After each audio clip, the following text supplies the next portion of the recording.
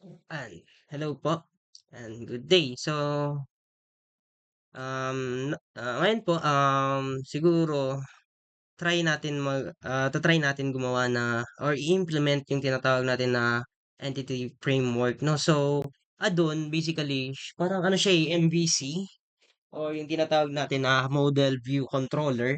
Yan. So, kung familiar kayo kay kay sino na po nakapag-develop dito ng yung native po na sa Android Studio po 'no, dun. So, dati gumawa ako ng applications gamit yung SQLite or kahit yung kahit mag-establish lang kayo ng connection with the Firebase, 'yan.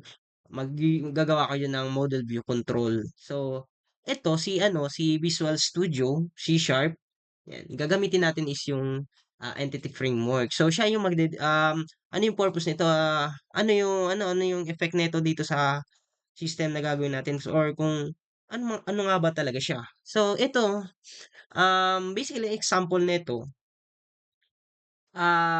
yung I mean hindi na example, kung ano talaga siya. So basically siya, sa entity framework, i-re-reduce niya yung mga codes niyo. Unlike dun kay SQL, yung una natin kinode, 'di ba, na gumawa tayo ng queries, nag-establish tayo ng connections, nag-call tayo ng functions, ay gumawa tayo ng functions to establish connection. So, example naman, no, yung SQL queries na kailangan natin mag-connect. So, yung sa CRUD, no, yung connect, yung read, update, delete, kailangan tabagay i-code yung SQL query gamit si Ado. So, si Ado, may ano pala siya, may framework or libraries na pwede natin magamit. So, ayan, pag-aralan ko naman 'to. So, hopefully makuha niyo 'no. So, first of all, open natin yung Visual Studio, create tayo ng project. Dito sa project, hanapin natin itong Windows Form and App. Yan, C# Windows Form and App. Hindi na natin gagamitin itong Forms and App kasi nag-e-error yung pag-download ko ng tawag dun, nandito sa Windows Forms App.NET Framework, nag-e-error yung server ni Nuggets or NuGets or Nuggets. Hindi ma-download yung yung library. So, itong gagamitin natin, yung Windows Form.app, yung walang .NET frameworks. Okay? Yan. So, next. So, yan, papangalanan ko lang ito ng siguro basic. Ano tawag dito? Ano papangalan ko kaya dito? So, kaya na bahala mag-isip. Basic entity na siguro. Entity frame. Bahala na. Mahirap ako mag-isip, nahihirapan ako mag-isip na pangalan. So, anyway, ayan. So, next nyo lang po yan. Wala nang ibang select natin dyan. So, forgive my ano po, no, yung boses ko, no. Kasi, I'm not feeling well. Nung last week, this weeks pa. Ayan. So, just wait for the established connections. And so, assuming na yung ating, and po-provide ko to sa dun sa lessons sa learning resources natin, ipo-provide ko naman 'to. So, try niyo na lang 'tong gamitin. Ayan. So, diyan daw familiar ka niyan 'no? So, 'yan. So, gamitin niyo na lang 'to. Hindi na ako makapag-isip ng database, eh. So, ito na lang yung basic database niya, 'yan. Nakapag-loading na. First of all, kailangan natin mag-add ng library. So, punta tayo dito sa project, manage NuGets or NuGets, nuggets, tinatawag ko yan. Tapos browse, tapos pinobide ko naman po itong .NET Framework Core. Kaka-copy paste ko na lang. Kailangan po natin yan ma-install kasi one of the requirements yan. So, yan. Kung mapapanood nyo ito, may magdadalian na kayo sa database management nyo pag-establish ng connections. So, halos pinapractice na dito yung OOP kasi andito nga yung model view controller. So, we have the model and viewer and controller. So, mamaya, explain ko yan. So, ayan, install nyo lang yan. Tatlo lang naman yan. We have the Microsoft Entity Framework, yung Framework SQL Servers, or ito kasi for the SQL Server establishment natin. And we have this framework core tools. Siya naman yung mag-i-establish dun sa sa DB context natin or database context. Ayan. So, i-slow mo nyo na lang kung masyadong mabilis yung aking boses. Or kung hindi nyo naintindihan, iulit nyo na. Although, provide ko naman to, yung full codes. Ayan. May kinode naman akong ginawa ng una. Itong code naman na ito, ipoprovide ko naman din sa Google Classroom. So, yan. So, una, gumawa tayo ng class na tinatawag natin na, um, anong tawag dun? So, dito, pumunta kayo dito sa project and add class. Tapos, tatawagin natin siyang database model. Data, or DB model na lang. Model, para mabilis. .cs. So, yan yung una natin gagamitin. So, delete ko na itong internal class DB model. Hindi na natin yan kailangan. So, ayan. Dito, sa loob ng namespace basic entity frame, gumawa tayo ng class na tinatawag natin na student. For this, ano, ayan, balikan ko yung student DB natin. So, we have the student and courses. So, kailangan natin yan magawa ng getter and setter. Tama. So, yan. Nag-Laravel na po ba kayo? Halos same lang naman. Si-setup nyo yung ano, yung database connections nyo. So, although dito, parang storage lang siya for the database. Instead na tawag doon, i-direct na natin na input kay database, siya na mismo yung, ano, error, public void class. Ay, malaking, ano, public. Ayan na malaki. So, wala nang void pala kasi nasa class tayo gumagawa. Ay, or class yung ginagawa natin na object. So, gumawa tayo ng object dito na getter and setter. So, public int. Kailangan natin yung ano, no? Ito, yung student, yan, sorry, student ID. So, since si student ID is naka-integer, so, ay, hindi. So, kakopy ko na lang yan. Although, yan. So, ayan, yung sinasabi kong getter and setter. And set. Huwag niyo kalimutan yung exclamations. Yan. So, we have the object for the goal. Yan. So, thank you IntelJ, no? Kasi, pag tab ko, andyan na lahat. Andyan na automatically nilalabas. So, we have the name. Kailangan natin ng name. So, string first name. Ay, naggawa ba ako ng first name? Student. So, hindi na. Ano, wala nang first name. So, ano na lang po. Palitan ko na lang to ng siguro ng ano, date time. Date time. So, kasi meron tayo ditong tinatawag na ano, although optional lang naman 'to, date time. So, pero ilagay ko lang date time enrollment, enrollment date. Gagamitin kasi natin 'yan sa ano eh, time stamp. Yan. Tapos kailangan natin ilagay yung list or gumawa tayo dito ng array for the course and courses and get set. Yan. So, we have the course and courses. So, mapapansin nyo, nag-error to kasi hindi pa naman natin na-stop na, I mean, nagawa for, ang tawag na, sinisip ako. Wala pa tayong ginawang class for the course. Kaya, obviously, mag-error yan. So, let's create a public class courses. Yan, makapansin nyo. Thank you. Until J. So, same lang naman. Gawan natin to ng setter and ano, for this course ID yan. Gawa natin ang getter and setter. Ah, okay. Course ID. Tama naman. So, yan. Hindi na. Palitan natin yan ng course name. Ito, importante to kasi siya yung ano, parang magiging temporary storage niya. Kasi minapractice natin yung OOP. So, anyway, sana makakuha nyo, no? So, pwede nyo naman to i-copy paste na. Public in. Kailangan natin makonect yan dito sa student ID. So, let's get that. And setter. Getter and setter. We need that getter and setter. Tapos, student, kailangan natin gumawa ng, ano, kailangan natin i-call itong students na yan for that object. So, create is student object. Student. Student. Student. Tapos, yan. So, ayan ha, basic lang naman instruction. So, disregard nyo yung error. And so, dito gumawa tayo ng dalawang class. mamaya tatawagan natin yan ng basic entity frame na yan mamaya.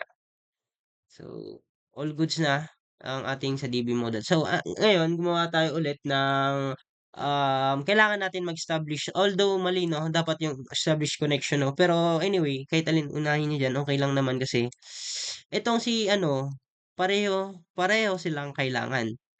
Sorry medyo ang hirap kasi magsalita ngayon. So, add muna tayo ng ano, ng class for the ano natin. So, DB connection or tawagin natin na DB context.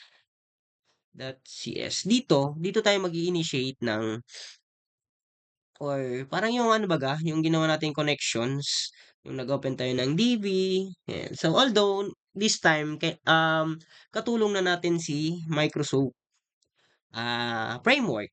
Yung framework ni ano no, ni Ado.NET, yung entity framework. So mamaya makikita nyo kung paano kabilis. Sana mapanood nyo itong video ito kasi madali-madali na. So, mag-include tayo dito ng package na yung Microsoft Entity natin na in-install. So, kapag hindi nyo yun na-install yung Entity Core na yan, mag-error yan. So, huwag nyo kakalimutan na install yan. Dito yan sa Manage Nuggets. So, i-search nyo lang yan, ang tatlong yan.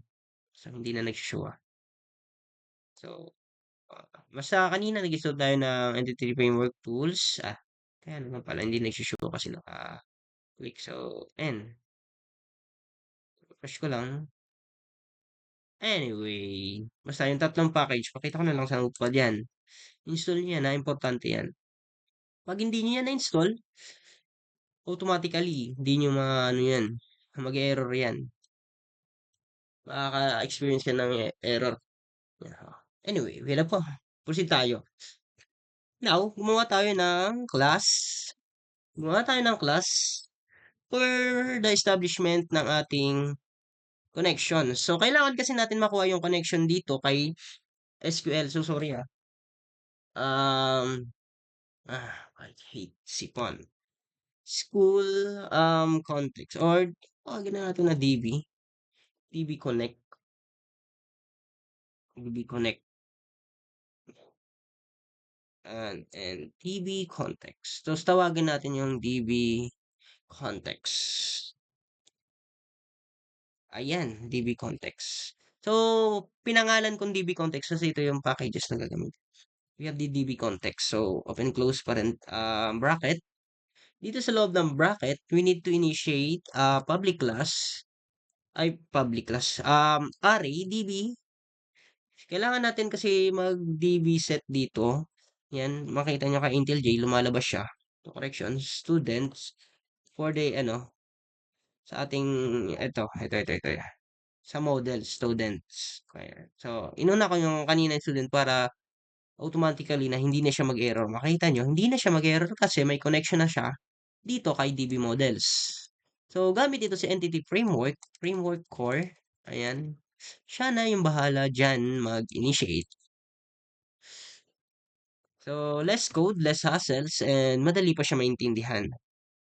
So, gumawa tayo ulit ng get status public for another model dito.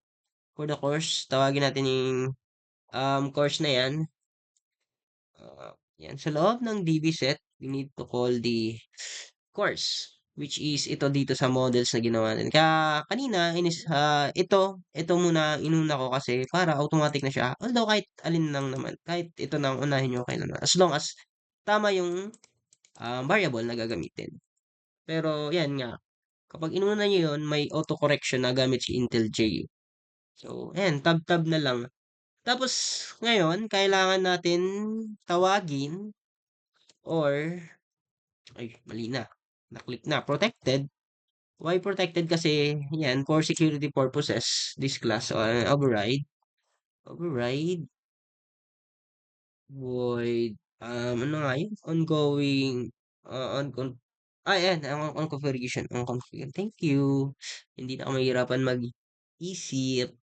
So, ayan. So, protected override void configuration. Why protected? Kasi ang i-access natin data is dito sa SQL. So, imagine na lang Imagine na lang na kailangan natin na nasa company tayo and yung mga data ina-access natin is very important. So, kailangan. So, wait lang tingnan lang ako. Post ko lang. Wait lang po. Sorry, sorry. So, yan, I'm back. Singa lang. Anyway, let's get back to our topic. Ngayon, so dito, this time, kailangan natin tawagin si option builder. Yan, si option builder that use, yan, makita US SQL Server. So, ito na yung ating connection. ID ko pa na ano sa notepad ko. So, anyway, so, server, sa pagkakakuntama ko, server, yung server name natin, and kunin natin itong si ano, connection query natin. And server name, and, database, tama ba? Database, full DB, tapos, trusted,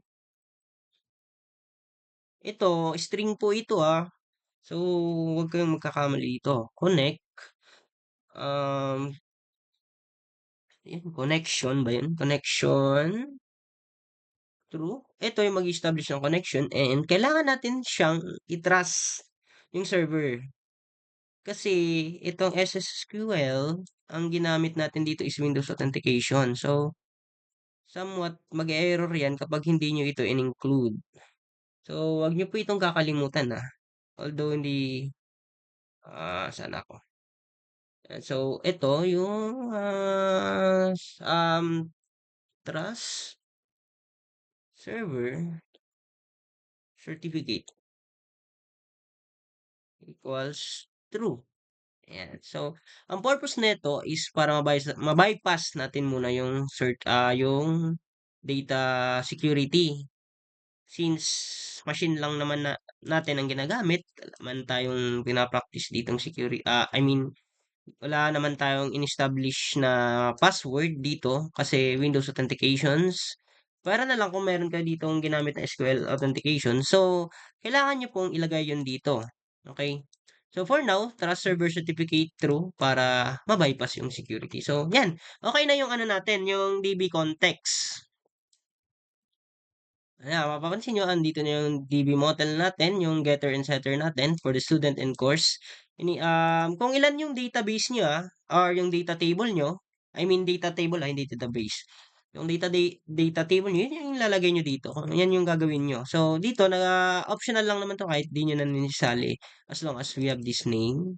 Nag-name ba ako? Kailangan, yeah, may name tayo kasi yan natin. Diyan natin ilalagay yung data. Okay, so ang optional naman lang ito, although nandito nga pala si enrollment date kaya ayan. Kung ilan yung database nyo, yun So please be mind na lang na kung string ang gamitin nyo, kung date time. Okay? So ayan. So far so good na no, na-establish na natin yung ating model, yung controller, and the last is yung view. Dito sa view, mag-example lang naman ako dito na madalian na example, no? So, siguro, ano daw? Anong pinakamadali dito? Siguro, hindi ako makapag-imagine, eh. Gumawa na lang tayo dito ng, ng design for the text box. Okay, ano na lang. Lagay na lang ako dito ng text box. Kayo na lang So, label. Hindi. Name. Okay, siguro name na lang to. Full name. Name ng student. And let's good at designer pero dito lagay natin yung ano natin yung CRUD. So, ayan. Dito sa button 1 palitan natin yan na I'm sorry. Button 1 palitan natin yan ng um tagdan add. Okay, add. So create na lang btn create tapos create So, since CRUD tayo, edi yan gawin natin. Update. btn, update, delete,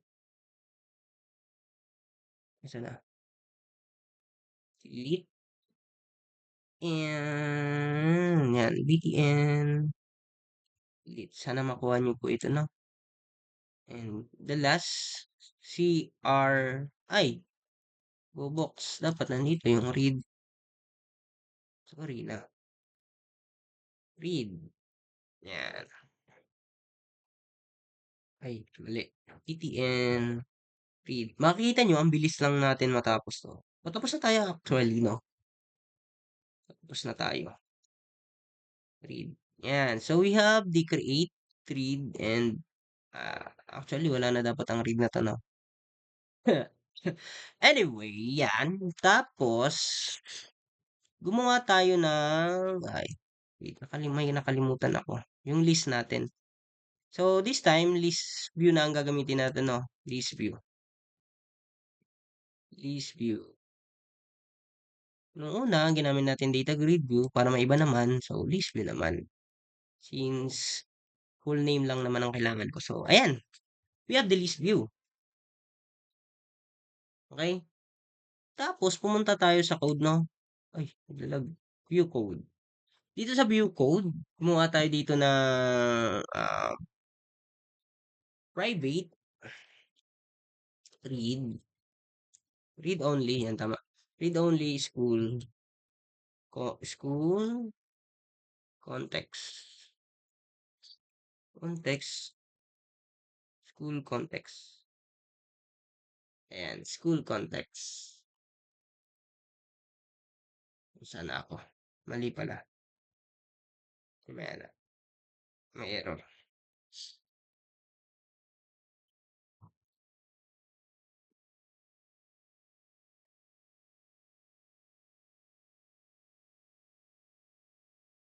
Hmm. Ayan, sorry. So, ngayon, gumawa tayo dito. Mali.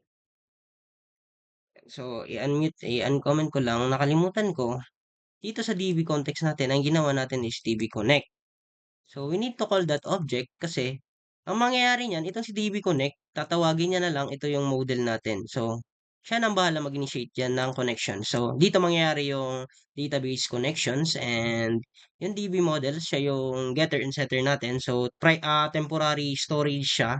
And dyan mag-save yung mga inputs and yan. Before the option, yan na yan, connection. So, syempre, yan, balik tayo dito. Gumawa tayo dito ng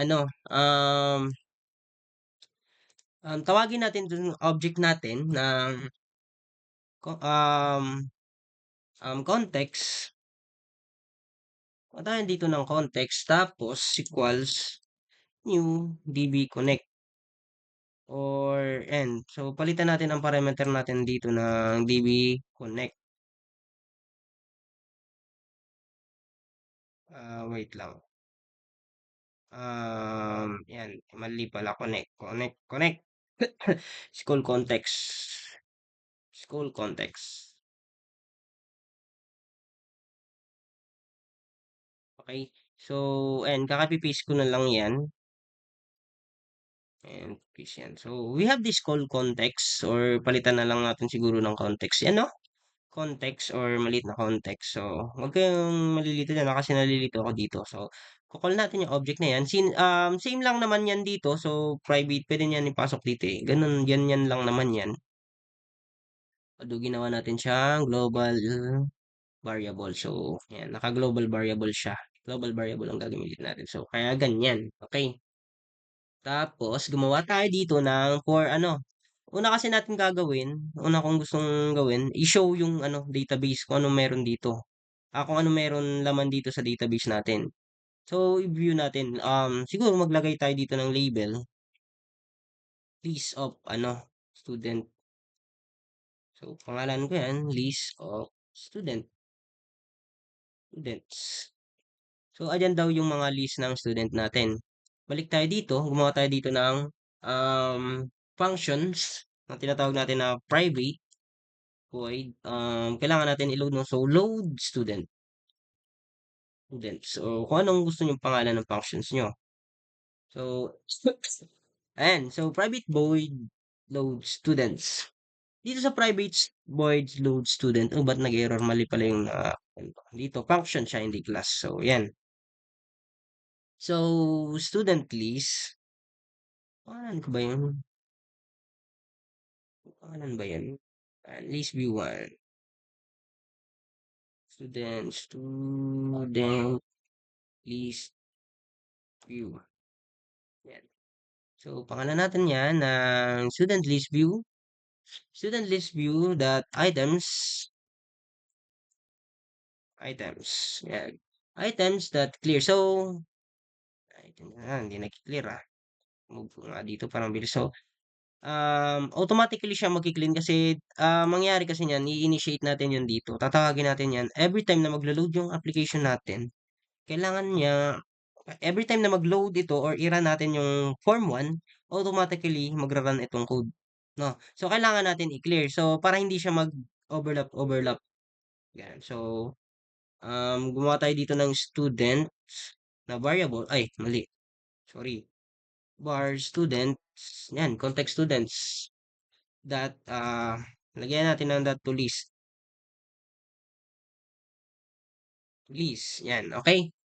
Tapos, gawa tayo dito ng for each loop. Ayun, bilis ah.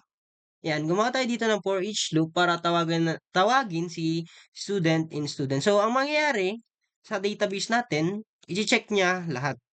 No, iraran niya. Ito, may ano baga, basta makikita niya na lang. So, loop lang siya para i-insert isa-isa yung ano, yung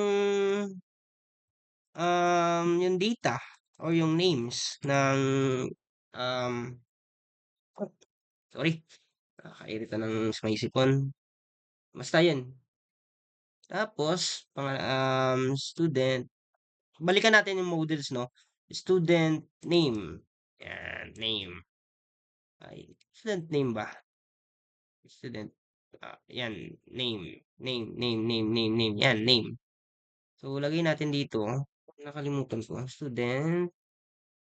Tawagin natin to si student yan. Student. Student dot name. Wait lang kunin ko itong tama naman yung spelling. So, yan, student name. And yan, tsara. Ay, ba't nag-error? So, let me fix it now. For a minute. Ba't siya nag-error? So, siguro babalik ako dito sa context and we have the students name. Students, hindi naman nag-error yung system. Okay. Students name. Balikan ko yung students that name. Man. Students. Students that name. So, wait lang while I troubleshoot this. And so, nandito kasi wait lang po Ito kasi yung i-call natin. Itong entity na to. Kailangan natin yan ma-pull gamit yung setter, yung getter, and ma-input dito sa student. So, ito, student, var student, context. So, tinawag natin itong context na yan para, ito yung natin, no, object, db connect. Okay. db connect. Ayan, so, supposed to be, dapat, hindi pala yan db connect. db context. Wait lang ulitin ko. Yung db context. So, student, db context, that student, students dot to list. Yan, list. Hopefully ma-fix. So, why have we have error dito? So, student. So, balikan ko ito. Student connect. TV connect. Hindi talaga gumagana. So, sorry name. So, paggaling dito, hindi naman magamit yung Hindi ko matawag si students. ano, eto, ba't hindi siya lumalabas, students? So, hindi ko magets, no? So, pero yan yung tatawagin natin, no? So, save all ko nga daw. Ayaw niya. At may, student? Ah, okay. Ba't kasi, ano, kasi list view. Oh, tama. List view that items that add student name. Kailangan ko lang naman tong tawagin eh, itong name na to. So, where I'm missing out. Yan, dapat mag-work na yan eh. Yan, eh. So, ayan, hindi ko mapigure ba bakit hindi nag-ano, ba't nag-error yan, humahaba ng aking recording. Ah, ay, yun naman pala. Eto kasi, kulang yung functions. Kailangan natin tawagin yung ilagay sa list course box. So, ayun, hopefully ma-fix. Oh, ayaw pa din niya mag-work. Kasi, name, student's name. So, eto, kailangan natin yan dyan malagay yung get setter. Course, student name. Kung ayaw, ba't ayaw niya? Student name. Post. Sana kaya yun? Hirap naman. Hmm, ay, bongga. Eto, so, sorry, sorry. That will fix it. Ayan na. Hay nako, hirap. So, eto pala ang i-call natin. Ito yung bagong variable natin. Nakakalimutan ko ito eh. Dapat nilakyan ko yan eh. Kasi var student, kala ko yun yung tinatawag ko. So, kanina mali din yung nakulangan din natin. So, kailangan kasi natin yan ilagay sa array or sa list yung course. So, sa course yan. So, option, dapat hindi yan mag-error. So, ito, student name. So, ayan, we're good. So, try natin yung read. Assume na natin na read na yan, no? So, try ko i-run kung mag-run siya, hopefully. Kasi nakapag-establish tayo ng connection and nag-read naman siya. Gumawa tayo ng functions for the read. Okay, hopefully. So, we have an error. Var student context to list. Primary key to be defined. If you intended to use keyless entity type as no key. Ay, anong error to?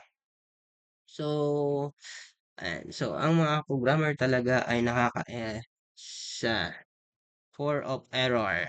So, yan. So, balikan ko yung context. So, SQL DICT database school DB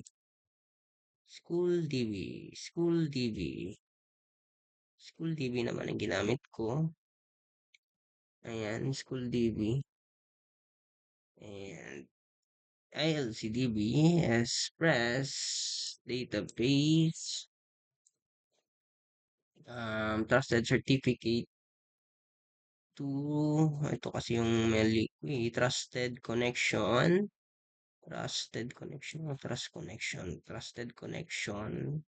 Kailangan natin siyang i-true and trust server kasi yung certificate, tama naman yung spelling. Saan ako nagkamali? So, ulitin ko na lang kung saan ako nagkamali. So, ito, hindi niya makuha yung sa database natin.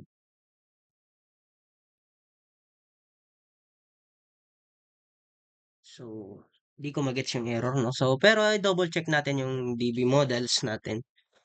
I'm quite sure dito yan nagkaka-error. So, ang ginamit ko kasi dito, students. And nagka-conflict siya dito, student. So, di ko mawari, pero gawin natin na student lang. And ayusin natin to, student. So, ayan. So, adan, basta sa DB models, okay, kaya saan nag-error? Oh, yeah, yeah, nice. So, ayan, yung list natin.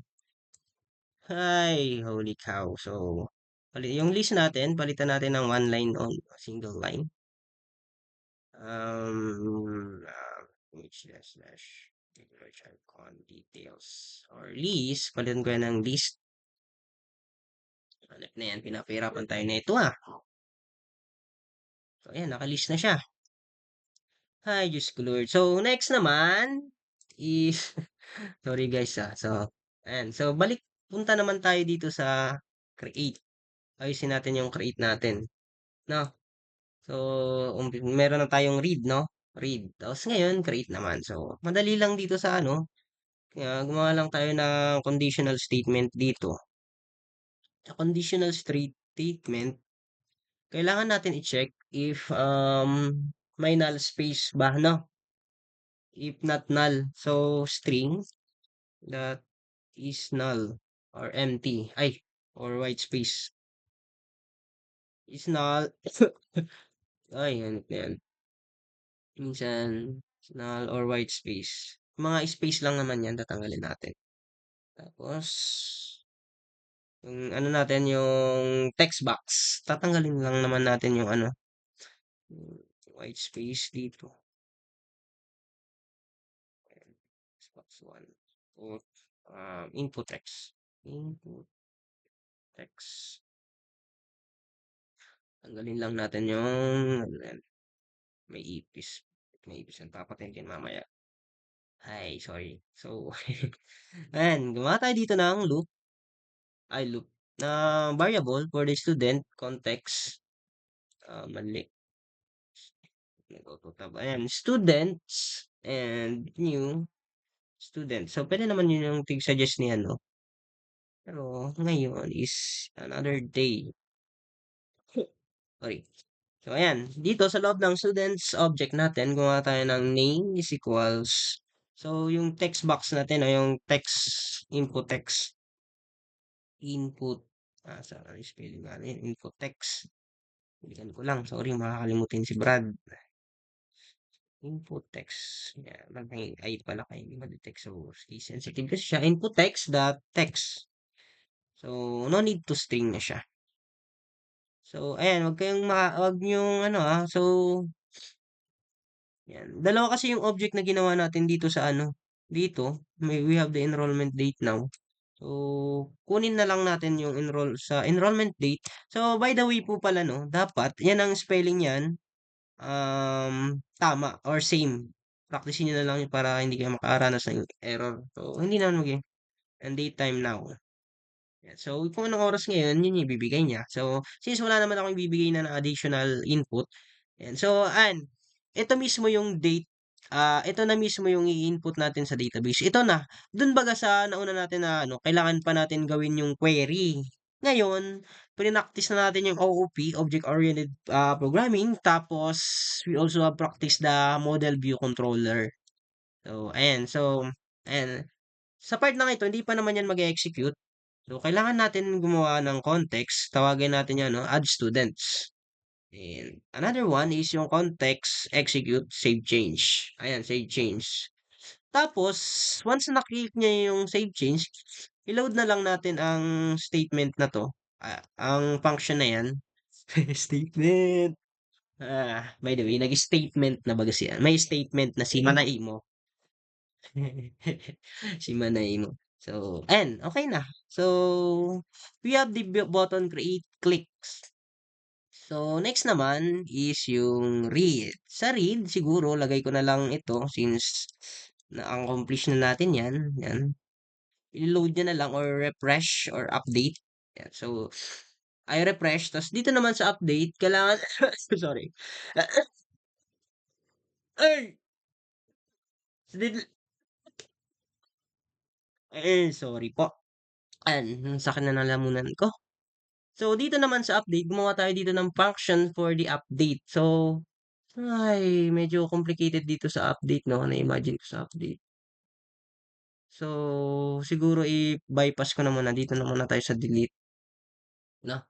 Sa delete na muna tayo. Sa delete. So, or remove. CRUD, remove. So, var, student name. Gumawa tayo dito ng bar. Wait lang. Kunin muna natin, magawa muna pala tayo ng functions ay ng conditional statement. hindi statement ni Maris, Student list view. Kunin natin, selected item, selected items, yung i-click natin dito, kailangan natin maklik yung ano, baga naglalabas ba siya ng list view. Kunin natin yung selected items. Yan. So, kapag may selected tayo, saka lang siya mag-delete. Pero kapag wala naman siyang sinelect, pwede tayo yung maglagay dito ng else na tawagin natin, maglagay na lang tayo dito ng kung anong statement na message box. Message box that show, please select. Yan. Sabihan natin na mag-select daw yung user ng ano, um, please select name. Yan. Yan. So, yan. Kailangan kasing i-click mo na si ano no. So, sa list view. Ayan. Doon na tayo magkukuha ng data. So, ayan. If not null, kung nakapag-click naman, not null, I mean, student, ay wait lang, hindi ko pa na-register si ano. Wait lang, mali-mali. Before that, kailangan natin maggawa ng variable pala for student name. Student name, student, student list view, selected items yan. Mali. Selected items. Kailangan kasi natin i-convert siya sa toString. Mali yung binigay ni INTLJ. Anyway, var student. So, ngayon, var student, context students. Um, to list. Basically, yan yung isasuggest nila. Pero ngayon, dapat naka-order siya, no? First, tawag doon, gumamit tayo ng function dito. First or default. Familiar kayo dyan? First or default. Tapos, yan, tab nyo na lang. First or default student name. Ay, shit. If, yan, dito na. If si student daw, may laman, or hindi null, tapos, yan, gagawin niya, context, context. Di makawag yung function ko. Ayan, context, student, remove students. Let's see in here, the save change. So, yan yung save change. As long as hindi yan ma-execute ang save change na yan, hindi yan mag-load. Hindi siya mag-apply. So, copy na lang natin dito yung load student para meron siyang load student. Okay, yan. So far, so good. So, we have the delete. Tapos, balik tayo kay update. Kasi, ayan, medyo complicated para sa akin ng update kasi kailangan natin makuha yung same lang naman sa pag-delete. Kailangan natin nasa select. So, ayan. Kaya, kukuha lang naman natin yan. Student list view item selected. Hehehe. Cheat na tayo. Mag-cheat na tayo. Sorry na. Naubos na ang aking oras. Ayan. So, okay. So, var. Same lang naman yan. Kaya na ako yung delete kasi, nilalabas na ni Intel J eh. If, same lang naman siya. Halos, same na same. Same na same. Kaya yan, inuna ko siya para copy paste na ako. Vice versa. So, itong remove, palitan natin update. Ayan. Okay. So, yeah. So, yan, lagay lang natin yung else. Love neto. So, si delete and update halos similar lang naman. So, hopefully, gumana siya. No? So, I think we have an error. Okay, so, ayan, mag-insert tayo ng Villanueva. Kirby Villanueva. Villanueva. Create. So, ayan na si Kirby Villanueva. So, gumagana dito yung on click. So, deletein natin si John Doe. Familiar kayo dyan. Gamit na gamit yan ng mga developer yan eh. Um, kahit saang ano po, hindi ko ma-delete. Okay. So, si function na delete. Ay nako, gumana yung insert ko. Yung delete naman is, nag-error. So, delete. So, button delete load state section. Okay. So, hindi ko nalagay yung load student. So, try ko yung update May problema ako sa codes. Talaga sabi na may problema. Jenny. update. Create. Sorry. So, hindi gumagana yung ano ko, si update. So, saan ako nagkamali sa update? So, let's check it out. So, kasi naglagay ako dito ng else, no? Para mag-error siya. So, inserted. Lagay natin dito inserted. Done. Para ma-check kung may error siya. Hindi siya magkapag-update. So, i-update na yan si Kirby. Bigyan natin ng meow. Eh, meow and update. So, hindi gumagana yung function natin na ito. List view. Kunin ko itong student list view. List view. Tama naman yung spelling. So, list view, selected items, not null. Man. So, student list view that selected item dot to string. Student first default. Ito kasi nakakalimutan ko palagi students na to eh. So, ito yung name, yung variable na name. Saan siya first or default. Ay! Ay, nako.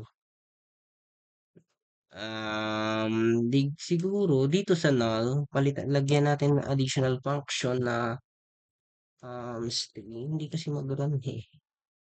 Is null or end or white space. White space. Tapos, lagay natin dito yung um, ito kasi yung ano niya eh. Check niya eh. Baka hindi ma-detect yung input text ko. Baka hindi ma-detect yung input text ko. That text. So, okay. So, students, update students. So, papalitan ko na lang yan ng update na yan. Na student's name. Palitan natin yan ng update. So, instead of update, gawin natin na kunin natin yung laman neto. That text. The text. So, ilagay natin siya kaagad dito sa students. Balitan natin yung context, no? Kunin ko yan. Kasi nag-initiate tayo dito.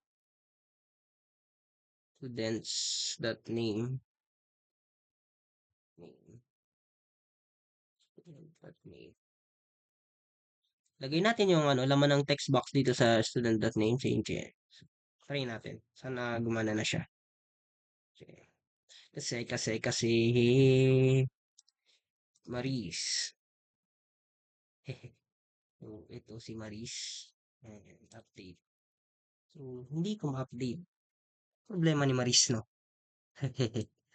So, ayan, BTN. Medyo mahaba na ang code. So, naubusan din ako ng explanation kasi ah, almost nangyayari talaga itong ganito. This box that selected item. Ba't items yan? Dapat items lang yan eh. So, yan ang binigay niya. Selected items. Var student list view. Yung sa list view natin, selected items. List view. So, ayan. Nakita ko na yung problema. May problema pala dito sa list view natin, no? So, delete ko naman na si list view. Palitan tayo ng list box. List box. Kasi, hindi pala dun gumagana yung register on click. Ay nako, pinahirapan ako nito ah. Pinahirapan tayo mag-isip. So, ayan. List box. List box. So, ayan po. Update ko lang yung mga list view natin dito. List view. List view. Palitan natin siya na list box. Wala kasing on-click registration pala kaya list box. Kaya naman pala hindi tayo makapag-update. Geeks. So, ayan. I'm quite sure naman nagagana na to kasi naka-list box na siya. So, Maris. Rakal? Whatever. Update. Okay. Ayaw pa din. So, dito kay update. Ay, kala ko gagana na siya. So, I'm beginning to lack a bit. Tapos ko naman. Ay, Diyos ko po. So, update natin ito. Kaya pala sabi ko kanina, ba't nagkaroon ng S ang item? So, supposed to be dapat walang S yan. Tanggalin natin ang S. And we're good to go. So, bastahan kagana. Talaga ng pangit ni Marisol. Hi, Char. Maris. Lokal. Maris na lang. Ang pangit. So, yun. We have Maris. And, update natin. Kanina, kasi, magkakaproblema tayo dun sa update. Maris Lokal. Para, tama ba, Maris? And Maris. So, kung magde-delete naman tayo dito, so, si James Smith, delete. So, ay, error. So, save change. Hindi, dito kasi sa delete, kailangan natin na, ano, so, dito kasi gumawa ng selected item that not null. List box that item to string. Tama naman. So, context students, first default. So, kailangan natin yan first default. I-arrange siya. Tapos, student, remove, student. So, ito lang naman yan. Kukunin natin yan. Students na yan. So, kunin natin students na yan. Tapos, save siya. Students, remove. Okay, so tama naman. So, students. I'm getting out of idea. So, ayun, sa akin mag-focus kapag may sakit ka talaga, no? So, ayan. List box item. Selected item that to string. Ito kasi yung nakikita kong problema. Selected item that to string. Student name. Tapos ngayon, students. First default. Tapos sabi dito, kailangan natin dito mga student's name. So, okay na. Siguro try natin i-click kasi selected this box. So, selected item. So, ito si Maris. So, si Jane Smith. Delete. So, ang sabi dito, an error occurred while viewing the entities in the inner session. Mhm. Either country or database school DV. So, column student. Ay, sa database. So, column student. So, let me fix this one. Ang nakikita ko lang na isang problem dito is another problem student. Kasi kapag hindi nag-null, so ibig sabihin pumasok naman siya dito. So, kasi nag-error siya, no? Dito na yung error. Suspicious ang isa, hate S. S. Nahihirapan ako dito. So, kasi dito kasi sa context, naggamit ako dito ng student. So, why is that not working? Student, that remove. So, ayan. I'm thinking of it na ito ang ating kailangan kunin yan si students. Kasi ito yan eh, sa context. Tatawagin niya yung context. So, ang sabi daw dun, yung ID, na violated daw yung ID. So, ano kaya minimino ng ID? So, pupunta tayo dito sa student ID. So, student ID gets set in, tama naman. So, wala ng records ko. I think okay naman na. No? Hopefully. Okay na siya. Ayun, na-delete. Ibig sabihin, nag-reflect. So, delete natin si Maris. Ayaw niya ma-delete si Maris. Ulitin natin. Anong Maris yan?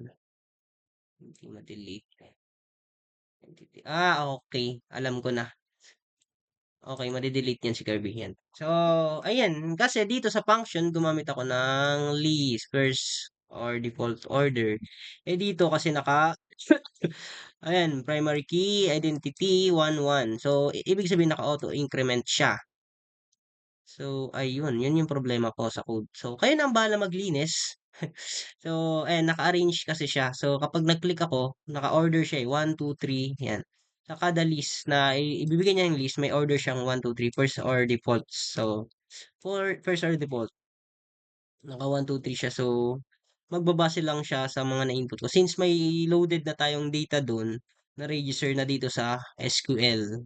Yun. So, ayan. So, tingnan natin yung ano, laman nito.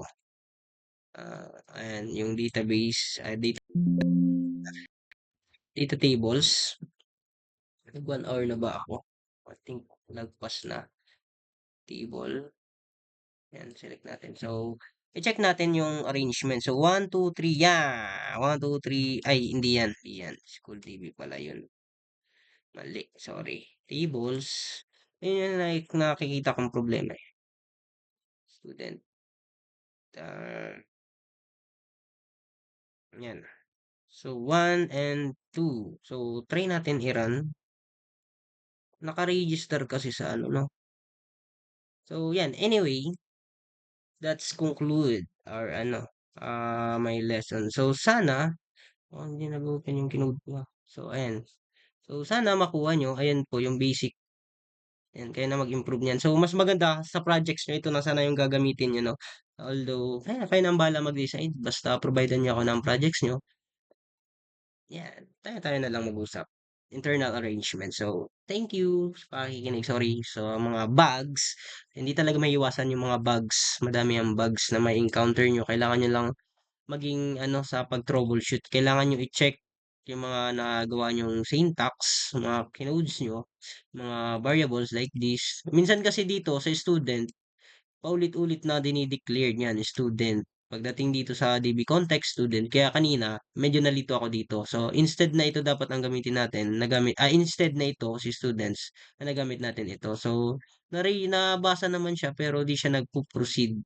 Tapos, ito pa, nakalimutan kong ilagay. Kailangan kasi natin na ilagay yan sa list, since list tayo. So, ayan, another. Yan, hindi ko siya ma-delete kasi sinisave niya yung ano, yung gumagawa siya ng 1, 2, 3 or hindi siya directly nagre-retrieve dito kay ano, kay SQL natin. Sinisave niya pa dito sa object na ginawa natin sa array na ito. Diyan muna siya i-isolate. So, may bilang another bilang siya na 1, 2, 3. So, kapag nag-delete ako ng 3, mawawala si 3, overwrite 'yun. So, ayun, yun ang nangyayari. So, instead na 3 na siya, magiging yung 3 magiging I mean itong 3 na naka-register dito kay SQL, 3 siya na ito 1, 2. So since nag-delete ako ng hindi naka-arrange or nagbasang ako ng delete kung saang database, nag-delete ako dito sa SQL. So nang register niya dito 1, 2, 4. Pero pagdating dito kay SQL natin 1, 2, 3, 4. Kaya meaning kapag nawala yung ano dito, yung 3 and ang naka-register dito yung 4, yan nawala yung arrangement niya. So, yun, kailangan niyo yun i-troubleshoot. Kailangan niyo yun gawa ng idea, code kung paano yun maano, kung ano yung workaround niyo dun para hindi mawala yung data. So, pwede niyo lagyan na every time nagki-clear siya dito, magki-clear kayo dito ng list para or instead of list, i-ano niyo na siya. Kukunin niyo na lang yung ginawa niyo student ID, no. Ayan, student ID. Kung ano, hindi na kayo magbabase dito sa arrangement. So magdadagdag kayo dito ng ano sa list box. So, okay. So, lagpas na yata ang hour yung recordings ko. So, kailangan ko na i-post. So, thank you. Sana maintindihan nyo. Sorry sa boses.